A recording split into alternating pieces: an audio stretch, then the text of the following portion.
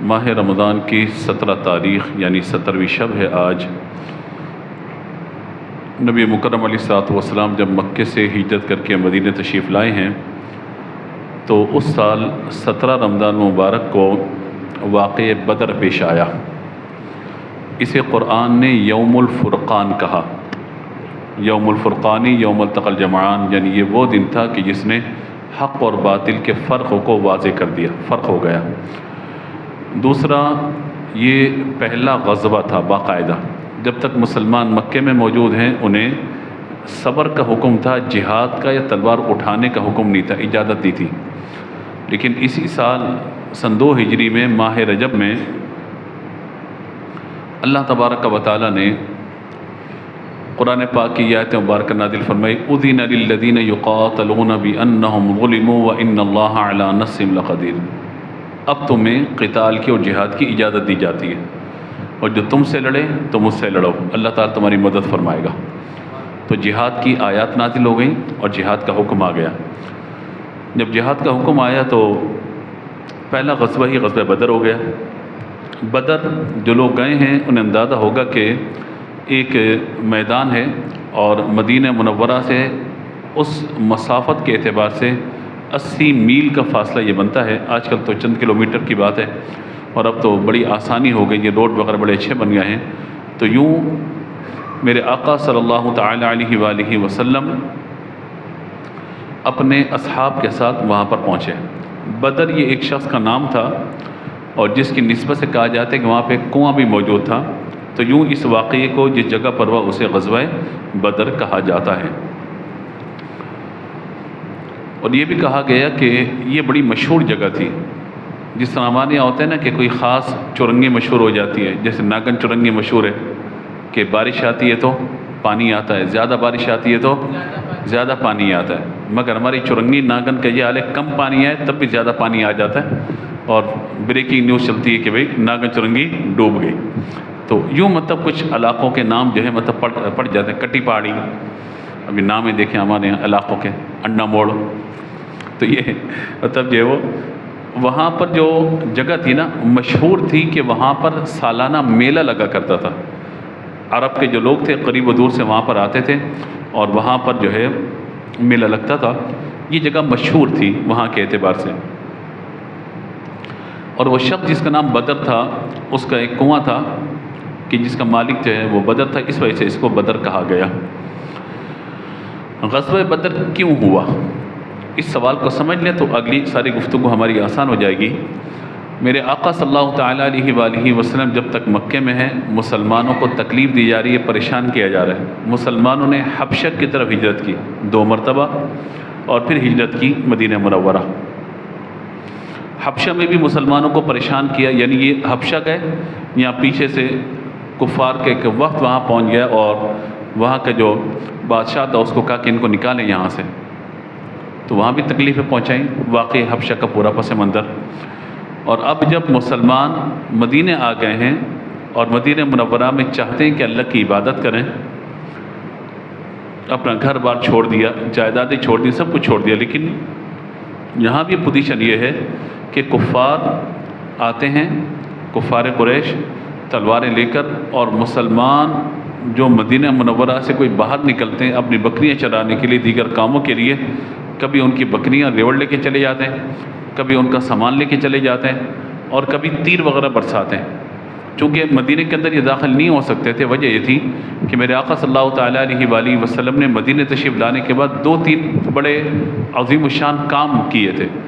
ایک تو آپ نے میثاق مدینہ فرمایا کہ مہاجر و انصار جو ہے مطلب ان کو آپس میں مواخات مدینہ، یہ ہوا۔ پھر میثاق مدینہ ہوا۔ میثاق مدینہ کا معنی یہ تھا کہ اطراف کے جو یہودیوں کی آبادیاں تھیں نا، قبائل، ان سے حضور نے ایگریمنٹ کر لیا تھا کہ بھئی یہ شہر جس طرح تمہارا ہے اسی طرح ہمارا بھی ہے، اگر اس شہر پر حملہ ہوگا تو ہم تمہارے ساتھ ہیں، تم ہمارے ساتھ ہوگے۔ تو یوں مطلب شہر کی حفاظت کے لیے یہ اقدام میرے آقا صلی اللہ تعالیٰ علیہ وآلہ وسلم نے فرمایا۔ تو یوں یہ سارا معاملہ، لیکن وہ آتے تھے، شہر میں داخل نہیں ہوتے تھے، لیکن دور دور سے مطلب اپنا بتاتے تھے کہ ہم موجود ہیں۔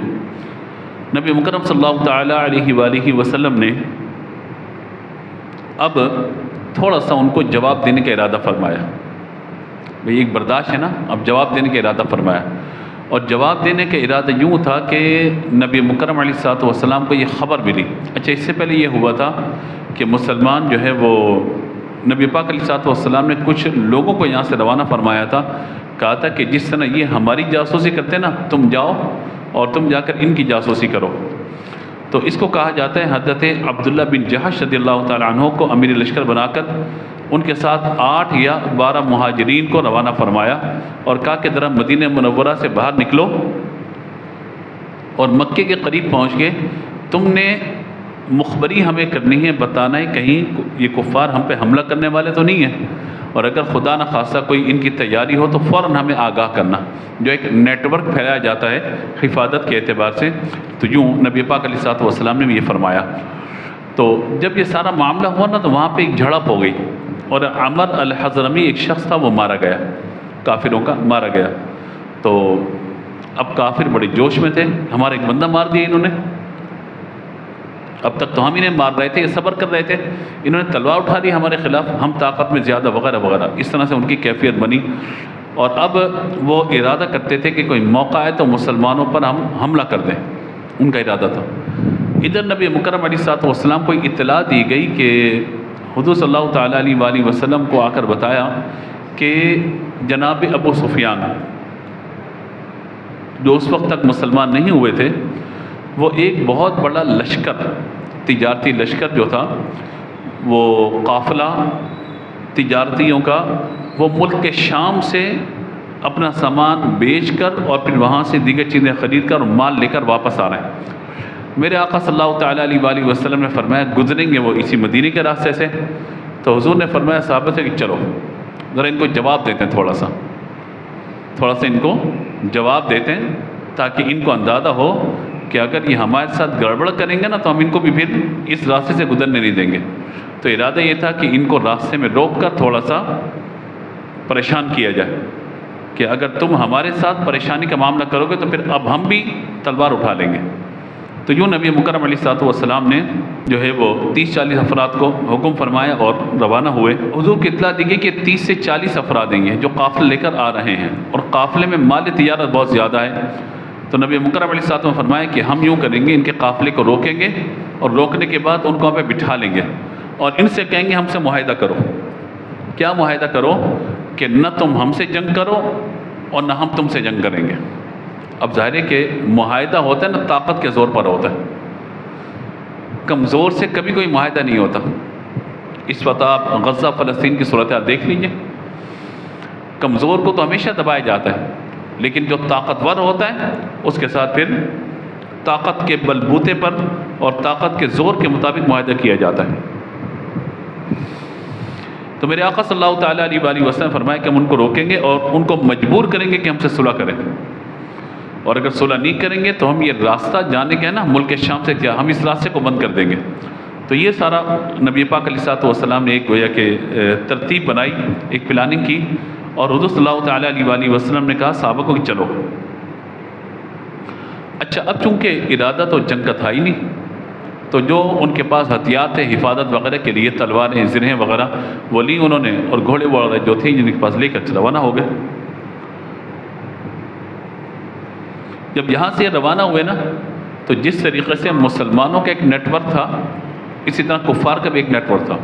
انہوں نے خبر دے دی مکے میں کہ بھئی تمہارے قافلے کو لوٹنے کے لیے یہ جا رہے ہیں، وہ قافلے کا راستہ روکیں گے اور یہ سارا معاملہ کریں گے۔ اب ادھر سے جب کفار کے واپس چلنے نے کہا بھئی آج تو بس ختم، انہوں نے جی اعلان کر دیا، بڑا لشکر تیار ہوا۔ اچھا، جس کا اس قافلے میں سامان تھا نا تجارت کا، وہ تو لازمی طور پر آیا کیونکہ میرا سامان ضائع ہو جائے گا۔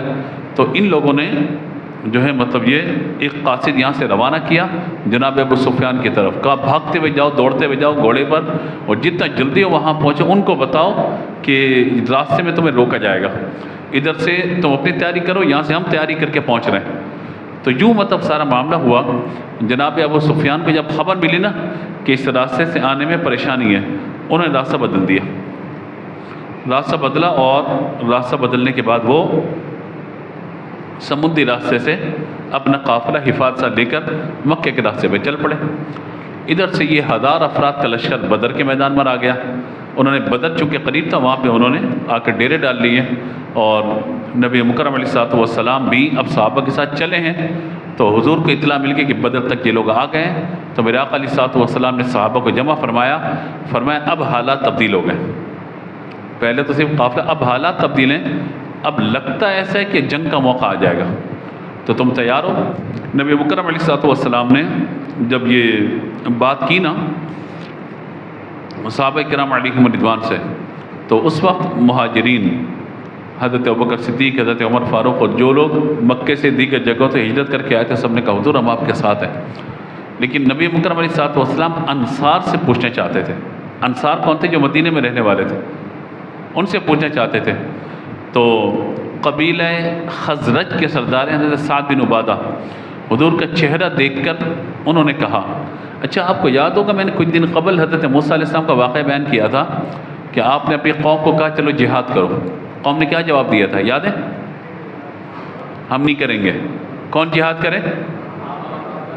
انت و ربک فقاتلا انہا ہنا، آپ اور آپ کا رب جہاد کریں، ہم تو نہیں کر رہے. یہ وہ قوم تھی. اور اب دیکھیے کہ جب حضرت سعد بن عبادہ کی طرف حضور نے توجہ کی تو انہوں نے کہا یا رسول اللہ آپ کا اشارہ اگر ہماری طرف ہے کہ ہم آپ کے ساتھ ہیں یا نہیں، تو اللہ کے رسول آپ کا حکم ہو تو ہم سمندر میں کود جائیں گے. آپ اشارہ تو کیجئے، حکم تو دیجئے. اگر مہاجرین آپ کے ساتھ ہیں تو انصار بھی آپ کے قدم قدم آپ کے ساتھ ہیں. ایک دوسرے سردار حضرت مقداد بن اسود، انہوں نے جوش میں آ کے یہ بات کہی. اور یہ بخاری شریف جہاں غزوہ بدر کا ذکر ہے وہاں پر یہ روایت موجود ہے. انہوں نے حضرت مقداد بن اسود نے جوش میں آ کے یا رسول اللہ ہم حضرت موسیٰ کی قوم نہیں ہیں، ہم حضرت موسیٰ کی قوم نہیں ہیں کہ انہوں نے کہا تھا کہ آپ اور آپ کا رب جائیں اور لڑیں. آپ اللہ کے رسول ہیں، ہم آپ کے ماننے والے، ہم آپ کے دائیں، آپ کے بائیں، آپ کے پیچھے، آگے، آپ کے پیچھے، ہر طرف ہم کھڑے ہوں گے اور دشمن کو آپ تک پہنچنے نہیں دیں گے. تو نبی پاک علیہ السلام کا چہرہ خوش دمک اٹھا اور پھر یہ سارا معاملہ ہوا کہ پھر وہ موقع آ گیا کہ اب بدر کے میدان میں سب جمع ہو گئے. اچھا نبی پاک علیہ السلام کی ایک صحابی حضرت سعد بن ابی وقاص رضی اللہ تعالیٰ عنہ فاتح مصر، بہت عظیم صحابی ہیں، بہت بڑے صحابی ہیں، مجاہد بھی ہیں اور بڑا معاملہ فہم اور بڑی ان کی شان ہے. یہ اگر ہو تو آپ ان کے بارے میں آج کل تو نیٹ پہ ہر چیز مل جاتی ہے نا، تو ان کے بارے میں پڑھیے گا ضرور. حضرت سعد بن ابی وقاص رضی اللہ تعالیٰ عنہ یہ وہ صحابی ہیں جو بہت اول ایمان لے کر آئے اور ان کی شان یہ ہے، ہم یہ کہتے ہیں فدا کا ابی و امی یا رسول اللہ. جب غزوہ احد ہوا تھا نا اس وقت نبی پاک علیہ السلام کے سامنے یہ کھڑے ہوئے تھے بالکل، اور یہ تیر چلا رہے تھے. ان کے کمان اور تیر جو تھا اس میں تیر جو ہے ختم ہو گئے، ترکش کے اندر تیر ختم ہو گئے. تو نبی مکرم علیہ السلام خود ان کو تیر نکال کر اپنے ترکش سے دیتے تھے، کہتے ہیں ساتھ تیر چلا تجھ پر محمد کے ماں باپ قربان ہو جائے. تو یہ ان کی شان ہے نا، بہت عظیم صحابی ہیں. حضرت عمر فاروق اعظم رضی اللہ تعالیٰ کے دور میں مصر کو آپ نے فتح کیا، فاتح مصر کہلاتے ہیں، بڑی شان ہے ان کی. تو غالباً جو اگر میں غلطی پر نہیں ہوں تو حضرت عمر فاروق اعظم رضی اللہ تعالیٰ کے ایک واقعہ دریائے نیل میں خط ڈالنے والا، تو شاید غالباً وہ بھی آپ نے ہی، جب آپ وہاں کے گورنر تھے تو آپ نے حضرت عمر فاروق اعظم کو خط لکھا تھا. حضرت عمر فاروق اعظم نے جوابی خط دیا کہ اے دریائے نیل اگر تو اللہ کے حکم سے جاری ہوتا ہے تو عمر تو یہ حکم دیتے جاری ہو جا، اور تو اپنی مرضی سے چلتا ہے تو تیری حاجت ہمیں نہیں ہے. کیا توکل تھا ان لوگوں کا اللہ کی ذات پر نا، کہ اگر اللہ کے حکم سے تو جاری ہوتا ہے تو میں حکم دیتا ہوں تجھے. اب کس کو حکم دے رہے ہیں؟ دریا کو. آج ہم جائیں سی وی او چلے جائیں، ہم دریا میں تے حکم دیتا ہوں نہروں کو پیچھے کر، کیا ہوگا؟ آپ جائیں کشتی کے اندر، وہ دریا تو یہ حکم دیتا ہوں میں اندر اب جانے والا ہوں، خبردار جو تو نے مجھ پہ پانی کے کوئی قطرے ڈالے. کوئی بات مانیں گا؟ جناب آپ اندر جائیں گے تو واپسی میت باہر آئے گی، جنازہ پڑھا جا رہا ہوگا آپ کا. مطلب ہماری تو یہ شان ہے نا، اتنی شان ہے ہماری کہ پانی ہماری بات نہیں مانتا، بیوی نہیں مانتی، پانی کیا مانے گا. تو مطلب ایک بات کر رہا ہوں آپ سے، حضرت عمر کی شان دیکھیے، سبحان اللہ. اے دریائے نیل عمر تجھے حکم دیتا ہے، اگر تو اللہ کے حکم سے جاری ہوتا ہے تو جاری ہو جا، اور اپنی مرضی سے چلتا ہے تیری حاجت نہیں ہے ہمیں. کہا جاتا ہے دریا کے اندر خط کو ڈالا، جاری ہوا، آج تک جاری ہے، خوش نہیں ہوا دوبارہ اس کے بعد. اب تاریخ پڑھیے یہ تو غالباً سعد بن ابی وقاص اللہ تعالیٰ عنہ کا یہ واقعہ وہاں پہ آپ کو مل جائے گا. ان کے ایک بھائی ہیں حضرت عمیر بن ابی وقاص، عمیر ان کے چھوٹے بھائی ہیں. تو نبی مکرم علیہ الصلوۃ والسلام نے ان سے کہا کہ نہیں بھائی بچوں کا کام نہیں ہے، جائیے اب واپسی. تو وہ رونے لگے، یا رسول اللہ میں جاؤں گا جہاد کے اندر، میں بھی جاؤں گا، میں بھی جاؤں گا. رونے لگے، یہاں تک کہ نبی مکرم علیہ الصلوۃ والسلام نے ایک تلوار ان کے گلے میں بھی ڈال دی. جیسے ہوتے ہیں نا ہمارے کھلاڑی جب کرکٹ کھیلنے کے لیے جاتے ہیں تو پہلا میچ کھیلتے تو کیا ہوتا ہے، اعزازی کیپ ان کو دی جاتی ہے کہ بھئی یہ کیپ ہے. اس کا مطلب کیا ہوتا ہے کیپ کا؟ بھئی آپ کیپ کہیں سے بھی لے کے پہن لو، مراد یہ ہوتا ہے کہ آپ اس کیپ کی عزت کی حفاظت آپ نے کرنی ہے. سیکورٹی ادارے ہمارے جب کسی کو کوئی عہدہ دیے جاتے ہیں تو اس کو وہ ستارے اور مطلب کوئی نہ کوئی جو ہے مطلب سلسلہ ہوتا ہے. اس طریقے سے جب آرمی چیف چینج ہوتا ہے تو علامتی طور پہ تلوار دی جاتی ہے، تلوار دی جاتی ہے. حالانکہ آج کل تلوار کا دور تھوڑی ہے، یہ ایک ڈنڈا ہوتا ہے، وہ جو ہے ان کو جو ہے اسٹک جو ہے وہ پیش کی جاتی ہے کہ لیجئے جناب، اور یہ اس ڈنڈے کو اٹھائیے دشمنوں کو سیدھا کیجئے. تو ڈنڈا مار کے سیدھا کرے گا وہ، یہ ایک علامت ہوتی ہے، علامت ہوتی ہے کہ جناب اب ملک کی باغ دوڑ آپ کے ہاتھ میں ہے، لہذا ملک کے دشمنوں سے مقابلہ اب آپ نے کرنا ہے. پھر اپنی حکمت عملی جو ہے وہ فوج بناتی ہے اور پھر دشمنوں کے ساتھ جو مقابلے کا. اور اس وقت خاص طور پہ دعا کیجئے کہ جہاں دہشت گردی ہو رہی ہے اور افواج پاکستان میں دیکھ رہا ہوں خبریں روزانہ ہر دوسرے تیسرے دن کہیں نہ کہیں تھانے پر، کہیں چیک پوسٹوں پہ حملہ ہو رہا ہے اور روزانہ کے بنیاد پہ جو ہے مطلب لوگ شہید کیے جا رہے ہیں. افواج پاکستان کے اللہ تعالیٰ سب کے درجات بلند فرمائے اور ہمارے ملک کو دہشت گردی سے نجات عطا فرمائے. تو یہ ہمیں دعا کرنی چاہیے. اور دہشت گرد نا اس کا نہ کوئی دین ہوتا ہے، نہ کوئی مذہب ہوتا ہے، نہ کوئی ایمان ہوتا ہے. تو ہمیں اپنے اطراف میں بھی نظر رکھنی چاہیے. اور بہرحال سرحدوں کی حفاظت کا معاملہ ظاہر ہے کہ افواج پاکستان سیکورٹی کے ادارے ان کی ذمہ داری ہے، اور اگر یہ ذمہ داری اپنی نبھا رہے ہیں تو پھر ہمیں ان کے ساتھ اچھا رویہ، اچھا برتاؤ کرنا چاہیے. اچھا جی، یہ تو ایک ضمن ایک بات ہے، میں نے آپ کی خدمت میں عرض کیا. تو ان کے گلے میں تلوار ڈال دی. اور پھر حضرت عبداللہ بن ام مکتوم، یہ نابینا صحابی ہیں، حضور نے ان کو مسجد نبوی کے امام مقرر کیا اور پھر آپ نے صحابہ کو فرمایا کہ چلو. اچھا جی، اب کچھ لوگوں کو نبی پاک علیہ الصلوۃ والسلام نے فرمایا کہ نہیں، تم لوگ مدینے میں رہو اور تم اپنے اطراف میں نظر رکھنا، ایسا نہ ہو کہ ہم وہاں جائیں پیچھے مدینے پہ کوئی حملہ کر دے. تو کچھ صحابہ کو وہاں کی ذمہ داری پہ لگایا اور نبی پاک علیہ الصلوۃ والسلام تشریف لے گئے. حضور کے ساتھ 313 افراد ہیں، جن میں 60 مہاجر ہیں اور باقی انصار ہیں. اور اب یہ پیدل مقام صفرا پر پہنچے تو قافلے کا معلوم کیا کہ حضور نے کہ قافلہ کہاں ہے؟ کہا قافلہ تو ابو سفیان لے کے چلے گئے ایک طرف. تو حضور نے فرمایا کہ ٹھیک ہے واپس چلتے ہیں. اب کیا ہوا، حضور کو خبر دی گئی کہ واپس حضور یہ تو اب یہاں تک پہنچ گیا بدر تک. تو میرے آقا صلی اللہ تعالیٰ علیہ وآلہ وسلم جو ہے وہ اب بدر تک پہنچے. اب جب نبی مکرم علیہ الصلوۃ والسلام بدر پہنچے تو ایسی جگہ پہ حضور نے قیام فرمایا جہاں نہ کوئی کنواں ہے، نہ کوئی چشمہ ہے، اور وہاں ریت ہے. گھوڑوں کے پاؤں اس ریت کے اندر زمین میں دھنس رہے ہیں اور صحابہ کے لیے چلنے میں مشکل ہو رہی ہے.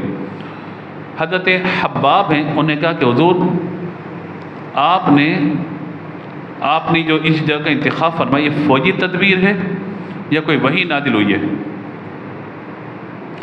میری رائے یہ ہے کہ ہم جنگی تدابیر کو اختیار کریں، آگے بڑھ کر جو پانی کے چشمے ہیں ان پہ قبضہ کر لیں تاکہ کفار جن کنوؤں پر قابض ہیں وہ بیکار ہو جائیں، کیونکہ انہی چشموں سے وہاں پہ پانی جا رہا ہے. حضور نے ان کی رائے کو پسند کیا، اسی پر عمل کیا. اب جو ریتلی زمین ہے مسلمانوں کو چلنے میں پریشانی ہو رہی ہے، اللہ نے آسمان سے بارش کو نازل فرما دیا. اب وہ ریت جم گئی اور جو کفار کی جگہ تھی نا جہاں وہ چل رہے تھے وہ اس میں پھسلن ہو گئی، سلپ ہونا شروع ہو گئے. وہ اللہ تعالیٰ کی مدد تھی مسلمانوں کے ساتھ.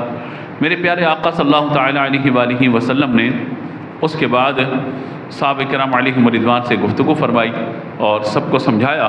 اب کفار میں اختلاف ہو گیا. کفار نے کہا کہ ہمارا مقصد کیا تھا، اپنے سامان کو بچانا اور قافلے کو بچانا. تو قافلہ تو بچ گیا، لہذا اب ہمیں کیا کرنا چاہیے، واپس چلے جانا چاہیے. ابو جہل اڑ گیا، نہیں کچھ بھی ہو جائے میں تو نہیں جاؤں گا، آج انہیں سبق سکھائیں گے ہم. اس کو سمجھایا، نہیں کر بھائی واپسی چلا جا. نہیں میں تو لڑوں گا. اب جب یہ ہو گیا کہ لڑنا ہے تو اب یہ ساری چیزیں طے ہو گئیں.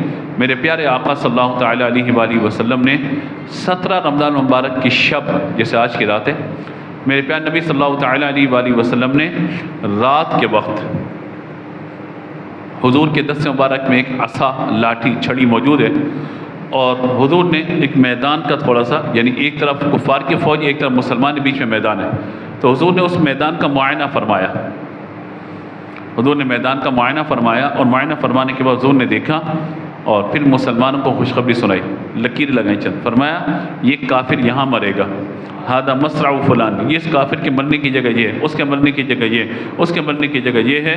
صحابہ کہتے ہیں کہ جب جنگ ختم ہو گئی، اور امام ابو داؤد نے اس کو جو ہے وہ نقل فرمایا، امام مسلم نے بھی نقل فرمایا غزوہ بدر کے باب میں، کہتے ہیں کہ جب ہم نے جنگ ختم ہونے کے بعد میدان کا دورہ کیا تو حضور نے جس کافر کا نام لے کے جہاں نشان لگایا تھا وہ کافر وہیں پہ مرا ہوا تھا، وہیں پہ پڑا ہوا تھا. تو یہ کل کیا ہوگا یہ کون جانتا ہے؟ اللہ جانتا ہے، اور اللہ کی عطا سے اللہ کے محبوب بھی جانتے ہیں. ٹھیک ہے، تو یہ اللہ تبارک و تعالیٰ نے اپنے محبوب کا علم عطا فرمایا. تو لہٰذا اب یہ سارے معاملات ہوئے، اور سارے معاملات ہونے کے بعد جو ہے نبی پاک علیہ الصلوۃ والسلام نے مجاہدین کی صف بندی فرمائی، اور اب یہ جنگ کا معاملہ شروع ہوا. اللہ تبارک و تعالیٰ کے پیارے محبوب صلی اللہ تعالیٰ علیہ وآلہ وسلم صفیں درست فرما رہے ہیں. صفوں سے مراد یعنی جنگی صفیں ہوتی ہیں نا، کہ بھئی پہلی صف یہ لڑیں گے، ان کو یہ پیچھے یہ کور کریں گے، ان کے پیچھے وہ ہوں گے، اگر یہ ایک شہید ہوگا تو یہاں سے ایک بندہ آگے چلے جائے. یوں مطلب جنگی حکمت ہے ہماری کہ ہم نے اپنے محاذ کو چھوڑنا نہیں ہے، تو یوں ایک کے بعد ایک جگہ لیتے چلے جائے، یوں چلتے چلتے چلے جائے. حضور جو ہے وہ عصا، چھڑی حضور کے ہاتھ، سیدھے ہو جاؤ، یوں تم سیدھے، تم یہاں پہ یوں کر رہے ہیں. ایک صحابی نبی پاک علیہ الصلوۃ والسلام کے، ان کا نام ہے حضرت سواد رضی اللہ تعالیٰ عنہ. حضور نے فرمایا کہ استو یا سواد، استو یا سواد، سواد سیدھے ہو جاؤ، سیدھے کھڑے ہو جاؤ. ان کے پیٹ پہ، شکم پہ حضور نے فرمایا سواد سیدھے ہو جاؤ، سیدھے کھڑے ہو جاؤ. تو انہوں نے عرض کیا یا رسول اللہ آپ نے میرے شکم پہ چھڑی ماری ہے، مجھے بدلہ چاہیے. مجھے کیا چاہیے؟ بدلہ. آپ نے فرمایا نا قصاص، تو آپ نے مجھے چھڑی ماری ہے تو میں بھی بدلہ لوں گا آپ سے. نبی مکرم علیہ الصلوۃ والسلام فرمایا ٹھیک ہے لو بدلہ. کہا حضور جب آپ نے چھڑی ماری نا میرے پیٹ پہ کپڑا نہیں تھا، آپ کے جسم پہ تو کرتا موجود ہے. تو حضور نے فرمایا ٹھیک ہے آؤ بدلہ لو. حضور نے اپنا کرتا مبارک ہٹایا، وہ صحابی حضور کے شکم سے چمٹ گئے. بدلہ کیا لینا تھا، چمٹ گئے، اور عرض کرنے لگے کہ اللہ کے رسول میں آپ کے شکم سے چمٹ گیا، میں نے بوسہ لیا، بس مجھے لگتا ہے کہ شاید اس جنگ میں شہید ہو جاؤں گا، اور اس وجہ سے میں نے شہادت سے پہلے چاہا کہ آپ کے جسم اطہر سے میں چمٹ جاؤں اور مجھے آپ کے جسم اطہر کی برکتیں نصیب ہو جائیں. تو یہ آپ دیکھیے کہ سبحان اللہ سبحان اللہ سبحان اللہ. صحابہ اکرام علیہ رضوان کی شان واقعی پڑھتے ہیں نا واقعہ، تو عشق رسول کا جو دعویٰ ہے نا ہمارا، وہ کہیں اور ہمیں نظر آتا ہے. صحابہ کی شان یہ ہے کہ عشق رسول کا دعویٰ ہمیں وہاں پہ بہت بلند مقام پر نظر آتا ہے. اسی طرح اب حضور نے وعدے کی پاسداری کیسے فرمائی؟ وعدے کی پاسداری، حضور کے دو صحابہ حضرت حذیفہ الیمان، حضرت حسیل، یہ دونوں مدینے میں نہیں تھے. جب مسلمان قافلہ لے کر نکلے تو یہ مدینے میں نہیں تھے. اب جب یہ واپس مدینے آ رہے ہیں نا، کافروں نے پکڑ لیا ان کو، کہا کہ تم دونوں میدان بدر جا رہے ہو اپنے نبی کی مدد کرنے کے لیے. تو انہوں نے کہا کہ نہیں ہم تو جنگ میں نہیں جا رہے، اور اگر ہمارے آقا جنگ میں تشریف لے گئے تو ہم پھر چلے جائیں گے. انہوں نے کہا نہیں تم ہم سے وعدہ کرو کہ تم جنگ میں نہیں جاؤ گے. انہوں نے وعدہ کر لیا نہیں جائیں گے. ظاہر اس وقت تو مسلمانوں کی مدد کے لیے افراد زیادہ تھے، انہوں نے وعدہ کر لیا. یہ نبی پاک علیہ الصلوۃ والسلام کے پاس پہنچے اور کہا کہ حضور ہم جنگ کے لیے تیار ہیں لیکن ہم کافروں سے وعدہ کر کر آئیں. کیا وعدہ؟ ہم جنگ میں شامل بولیے نہیں ہوں گے. اس وقت دیکھیے مسلمان 313، سامنے 1000 افراد، لیکن اس وقت ہی میرے پیارے آقا صلی اللہ تعالیٰ علیہ وآلہ وسلم نے فرمایا اگر تم نے وعدہ کیا ہے جاؤ اپنے وعدے کی پاسداری کرو. عہد وعدہ اگر کافر سے بھی کیا جائے اس وعدے کی پاسداری بھی ضروری ہے، کیونکہ سورہ مائدہ کی ابتدائی آیت اگر آپ پڑھیں گے یا ایھا الذین آمنوا اوفوا بالعقود، جو وعدہ کرو اس کو پورا کرو، واوفوا بالعہد ان العہد کان مسئولا، جب تم وعدہ کرو تو پورا کرو کیونکہ اس کے بارے میں تم سے پوچھا جائے گا۔ تو نبی پاک علیہ الصلوۃ والسلام نے اس وقت ایک ایک سپاہی کتنا قیمتی ہوگا، مگر اس کے باوجود کہا کفار سے تم نے وعدہ کیا ہے تو لہذا نہ جاؤ، تم یہاں چلے جاؤ، انہیں روک دیا۔ اس کے بعد نبی اکرم علیہ الصلوۃ والسلام نے دعا کی، اے رب اگر یہ لوگ چند نفوس آج ہلاک ہو گئے، اے میرے رب قیامت تک روئے زمین پر تیری عبادت کرنے والا کوئی نہیں ہوگا۔ علماء نے اسے استدلال کیا کہ یہ ختم نبوت کی طرف بھی اشارہ ہے۔ کیوں؟ کیونکہ حضور جانتے تھے کہ میرے بعد کوئی نبی نہیں ہے اور میری امت کے بعد کوئی امت نہیں ہے، تو یہ ختم نبوت کی طرف بھی یہاں سے اشارہ ہے۔ نبی مکرم صلی اللہ تعالیٰ علیہ وآلہ وسلم کی جان نثار صحابی حضرت ابوبکر صدیق نے نبی پاک علیہ الصلوۃ والسلام سے کہا کہ یا رسول اللہ نے جو آپ سے وعدہ فرمایا اللہ اپنے وعدے کو پورا فرمائے گا۔ اس کے بعد نبی پاک علیہ الصلوۃ والسلام نے دعا کو مکمل فرمایا اور یہ آیت کا وِرد کیا، سَيُهْزَمُ الْجَمْعُ وَيُوَلُّونَ الدُّبُرَ، ان قریب کفار کی فوج کو شکست دے دی جائے گی اور وہ وَيُوَلُّونَ الدُّبُرَ پیٹھ پھیر کر بھاگ جائیں گے۔ اور بار بار یہ پڑھتے رہے یہاں تک کہ اللہ تبارک و تعالیٰ نے فرشتوں کو بھیجا اور میرے پیارے آقا صلی اللہ تعالیٰ علیہ وآلہ وسلم کے صحابہ نے اس جنگ کے اندر بڑے کارنامے انجام دیے، یہاں تک کہ میرے پیارے آقا صلی اللہ تعالیٰ علیہ وآلہ وسلم کے صحابہ نے ابو جہل کو بھی قتل کر دیا، اور اسی طریقے سے ابو البختری ایک شخص اس کو مار دیا، امیہ بن خلف کہ جس نے نبی پاک علیہ الصلوۃ والسلام کے صحابی حضرت بلال کو بڑی تکلیفیں دی تھی، وہ بھی یہاں تک کہ کفار کے لوگ مارے گئے، 70 افراد کہا جاتا ہے ان کے مارے گئے، 70 افراد ان کے گرفتار کر لیے گئے، اور مسلمانوں میں سے 14 افراد نے جام شہادت نوش کیا۔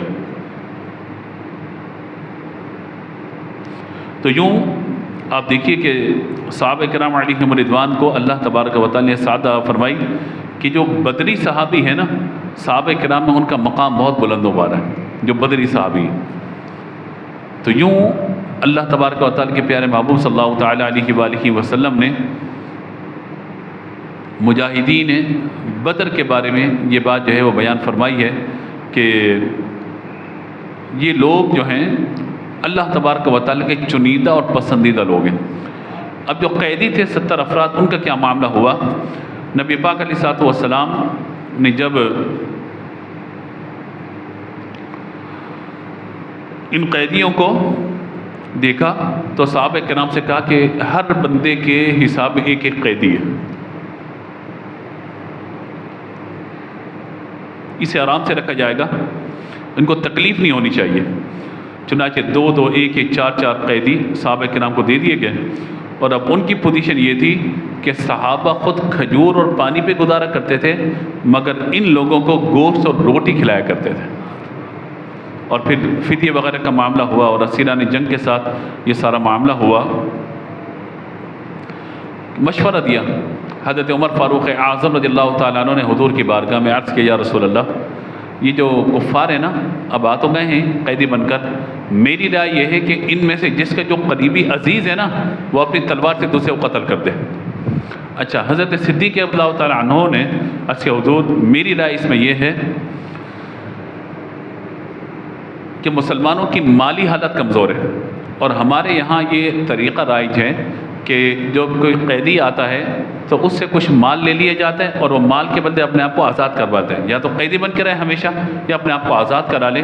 تو یہ لوگ بڑے مالدار لوگ ہیں، ان سے کچھ مال لے لیتے ہیں تاکہ ہماری مسلمانوں کی کوئی مالی حالت بہتر ہو جائے۔ اور دوسرا یہ ہے کہ جو لوگ مال نہیں دے سکتے ان لوگوں میں جو پڑھا لکھا بندہ ہے نا، ہمارے بچوں کو انصار کے 10 بچوں کو وہ لکھنا سکھا دیں۔ لوگ کہتے ہیں اسلام تعلیم کا مخالف ہے، اگر تعلیم کی مخالفت ہوتی تو لکھنا کیا لکھنا سکھا، قرآن لکھنا سکھایا جا رہا تھا، اور وہ بھی کافر سے؟ ایسا نہیں ہے، بلکہ یہاں تو بات یہ کہ ان کو لکھنا پڑھنا سکھا دیا جائے۔ تو یوں مطلب جو ہے وہ اس طرح کا سارا معاملہ ہوا۔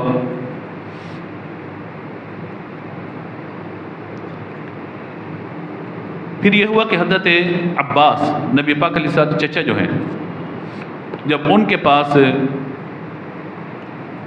جب وہ جنگ میں آ رہے تھے نا، کیونکہ اس وقت حضرت عباس سے بھی اسلام قبول نہیں کیا تھا، تو جب یہ آ رہے تھے نا جنگ میں، تو انہوں نے اپنی زوجہ کو سونا دیا تھا اور کہا کہ اپنے پاس آپ رکھیں اس کو، اگر میں واپس آ گیا تو لے لوں گا، اور اگر میرا انتقال ہو جائے تو پھر یہ سونا تم جو ہے وہ جو بھی طریقہ کار ہو اس اعتبار سے اس کو تقسیم کر لینا۔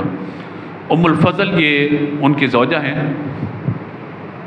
انہوں نے نبی پاک علیہ الصلوۃ والسلام کہا کہ اے میرے بھتیجے، تم تو میری مالی حالت جانتے ہو، میرے پاس کوئی دینے کے لیے نہیں ہے۔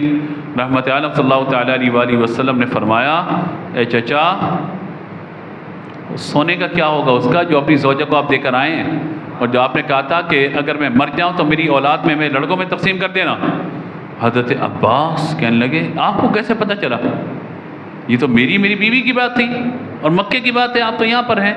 میرے پیارے آقا صلی اللہ تعالیٰ علیہ وآلہ وسلم نے فرمایا کہ اس رب کی قسم جس نے مجھے حق کے ساتھ بھیجا ہے، اللہ تبارک و تعالی نے مجھے اس کی خبر عطا فرما دی ہے۔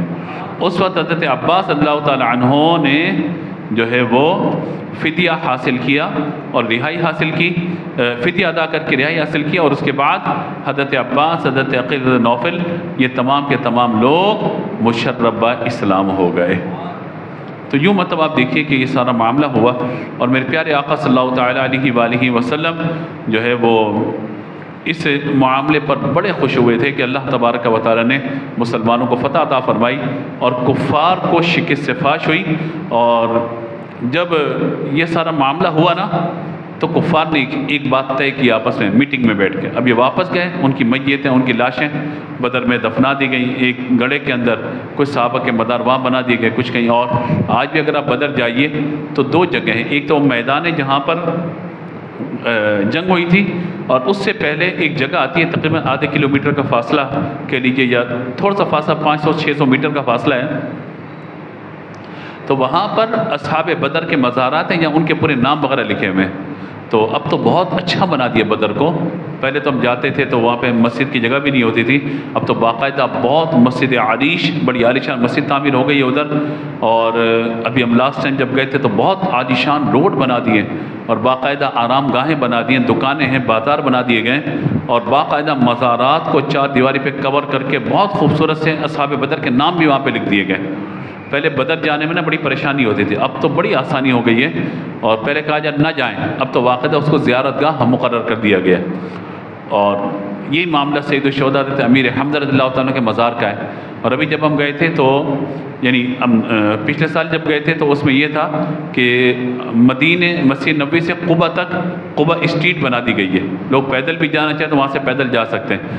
اور اب جو ہے وہ مسجد نبوی سے سید الشہداء احد پہاڑ تک پورا ایک راستہ بنایا جا رہا ہے، اور وہ راستہ عام ٹریک سے ہٹ کے راستہ ہے کہ گاڑیوں میں جانے والے ایک طرف سے جائیں گے، جو پیدل جانے والے ان کے لیے باقاعدہ راستہ بنا دیا گیا ہے تاکہ وہ لوگ پھر پیدل جانے والے بھی وہاں پہ آرام سے جا سکتے ہیں، ورنہ پہلے زیارت گاہ کے طور پر نہیں تھا۔ سید الشہداء پر تو ایسی عالیشان مسجد ہے، الحمدللہ ہم نے وہاں پہ نماز بھی پڑھی اور نعت خوانی بھی کی، اور نبی پاک علیہ الصلوۃ والسلام کے چچا امیر حمزہ رضی اللہ تعالیٰ کی بارگاہ میں اصالہ ثواب بھی کیا، تو یوں سارا معاملہ ہوا۔ تو حضور صلی اللہ تعالیٰ علیہ وآلہ وسلم نے اس جنگ کے بعد جو ہے وہ مسلمانوں کو مبارکباد دی، اللہ کی طرف سے حکم آ گیا، فرمایا وَلَقَدْ نَصَّرَكُمُ اللَّهُ بِبَدْرٍ وَأَنْتُمْ أَذِلَّةٌ فَاتَّقُوا اللَّهَ لَعَلَّكُمْ تَشْكُرُونَ، جب تم قلیل تعداد میں تھے اللہ تبارک و تعالیٰ سے تمہیں فتح عطا فرمائی۔ غزوہ بدر، اقبال نے لکھا تھا فضائے بدر پیدا کر، فرشتے تیری نصرت کو اتر سکتے ہیں گردوں سے قطار اندر قطار، اب بھی آج بھی مدد آ سکتی ہے بشرطے کہ مسلمان ایک ہو جائیں اور فضائے بدر پیدا کریں۔ دوسرا معاملہ یہ ہوا کہ جب یہ مقتولین یعنی کافروں کے لوگ جب انہیں اطلاع ملی یہ مر گیا، اور کہا جاتا ہے کہ کوئی گھر ایسا نہیں تھا جس میں کسی کا چچا، کسی کا شوہر، کس کا ماموں، کس کا بھانجا، کس کا بھتیجا، کس کا بیٹا، کسی کا بھائی، کسی کا والد، ہر گھر سے کوئی نہ کوئی جو ہے نا رشتہ دار قتل کر دیا گیا بدر کے اندر، یعنی 70 افراد قتل ہو جانا کوئی عام بات تو نہیں تھی۔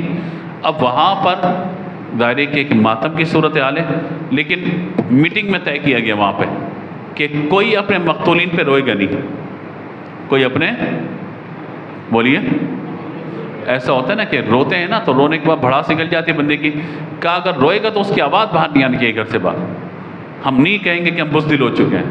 تو یہ ہوا سارا معاملہ. تو ایک دفعہ ایک عورت کے رونے کی آواز آ گئی.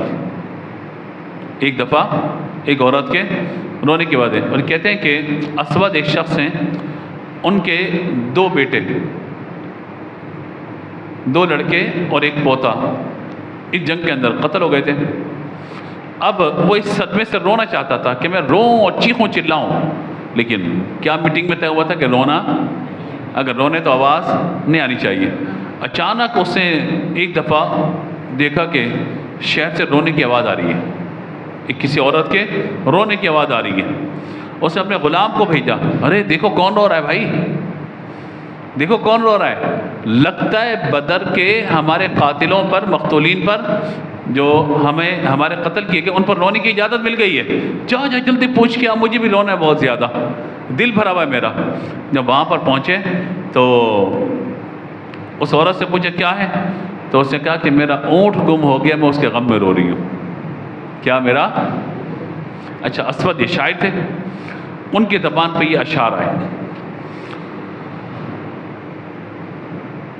ترجمہ پڑھ دیتا ہوں میں آپ کو. کیا وہ عورت ایک اونٹ کے گم ہو جانے پہ رو رہی ہے اور بے خوابی نے اس کی نیند کو روک دیا؟ تو وہ ایک اونٹ پہ نہ روئے، ہاں بدر پر روئے جہاں قسمتوں نے کوتاہی کی. اور اگر تجھ کو رونا ہے تو عقیل پر رو، حارث پہ رو جو شیروں کا شیر تھا، اور ان سب پہ رویا کر، مگر ان سب کا نام نہ لے، ابو حکیمہ زمعہ کا کوئی ہمسر ہو ہی نہیں سکتا. یعنی اس نے اپنے جو لوگ قتل ہوئے تھے ان کی بات یہاں پہ اشعار کے اندر کی.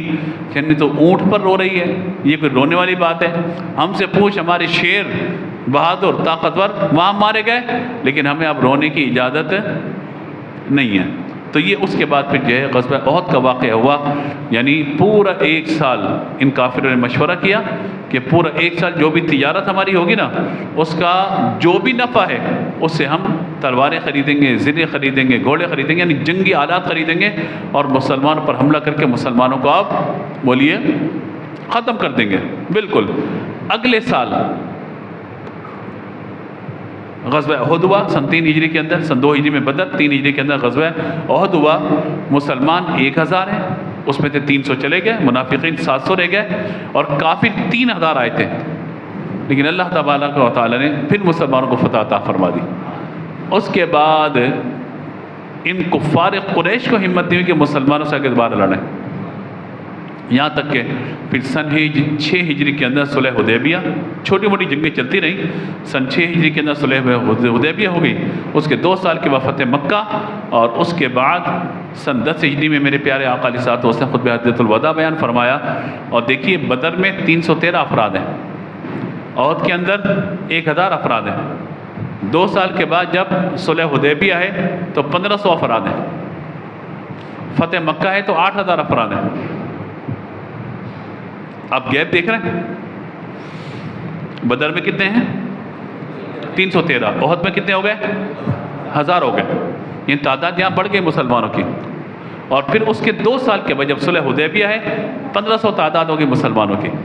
اس کے 2 سال کے بعد جب فتح مکہ ہوا ہے سن 8 ہجری کے اندر تو مسلمانوں کی تعداد 8000 ہے. 10,000 کا قول بھی 6 کا بھی، لیکن ہم اعتدال کا راستہ لیتے ہوئے 8000 پہ کاؤنٹنگ کریں. 8000 افراد ہیں. اور اس کے بعد 2 سال کے بعد جب میرے آقا علیہ الصلوۃ والسلام حج کرنے کے لیے تشریف لائے ہیں تو کہا جاتا ہے 1.25 لاکھ سے زیادہ صحابہ حضور کے ساتھ ہیں. تو یہ اذا جاء نصر اللہ والفتح، آ گئی اللہ کی طرف سے مدد اور فتح. اذا جاء نصر اللہ، اللہ کی مدد آ گئی اور فتح. وَرَأَيْتَ النَّاسَ يَدْخُلُونَ فِي دِينِ اللَّهِ أَفْوَاجًا، تو دیکھے گا کہ اب لوگوں کو فوج در فوج اسلام میں داخل ہو رہے ہیں. فَسَبِّحْ بِحَمْدِ رَبِّكَ وَاسْتَغْفِرْ إِنَّهُ كَانَ تَوَّابًا. اللہ کی تسبیح کریں، استغفار کریں.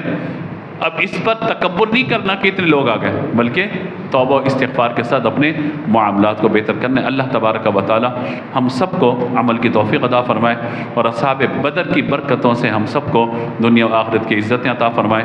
گفتگو میں کوئی غلطی ہوئی ہو اللہ کی بارگاہ معافی کے طلبگار ہیں. اللہ تبارک و تعالی ہمیں دونوں جہاں کی دائمی عزتوں سے مالا مال فرمائے۔